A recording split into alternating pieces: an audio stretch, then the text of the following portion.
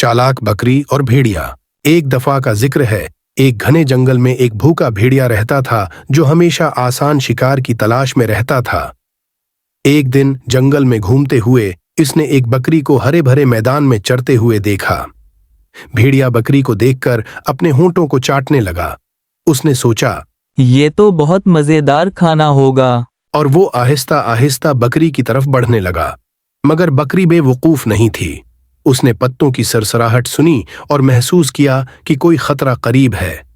बगैर पीछे देखे उसने फौरन एक मंसूबा बनाया।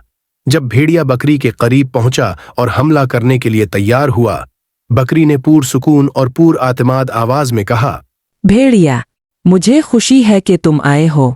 मैं तुम्हारा इंतजार कर रही थी। भेड़िया हैरान हो गया। उसने हैरत से पूछा, मेरा इंतजार? तुम मेरा इंतजार क्यों कर रही थीं? बकरी मुस्कुराई और जवाब दिया, दरअसल मैं उन मजेदार बीर को खाने ही वाली थी, लेकिन एक पुरानी कहानी के मुताबिक अगर मैं ये बीर किसी भेड़िए के साथ बांटूं तो वो भेड़िया पहले से भी ज्यादा ताकतवर और मजबूत हो जाता है।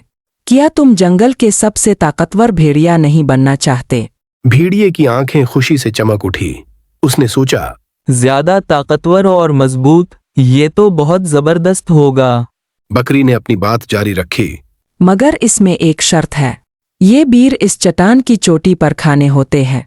कहा जाता है कि चट्टान से आने वाली हवाएं उन बीर को और भी ताकतवर बना देती है। क्यों ना हम वहां साथ चलें? भेड़िया लालच और ताकत के लालच में अंधा होकर फौरन राजी हो गया। वो बकरी के पीछे पीछे चट्टान की तरफ बढ़ा। जब वो चट्टान की चोटी पर पहुंचे तो बकरी ने नीचे की तरफ इशारा करते हुए कहा, बीर वहां है। भेड़िया, जो ताकतवर बनने के लिए बेचैन था, बगैर सोचे समझे किनारे की तरफ बढ़ा। मगर जैसे ही उसने कदम आगे बढ़ाया, नीचे की जमीन हिल गई। एक चीख के साथ भेड़िया फिसलकर नीचे गहरे दरिया में जा गिरा। बकरी ने देखा कि भेड़िया पानी में तड़पता हुआ बह गया।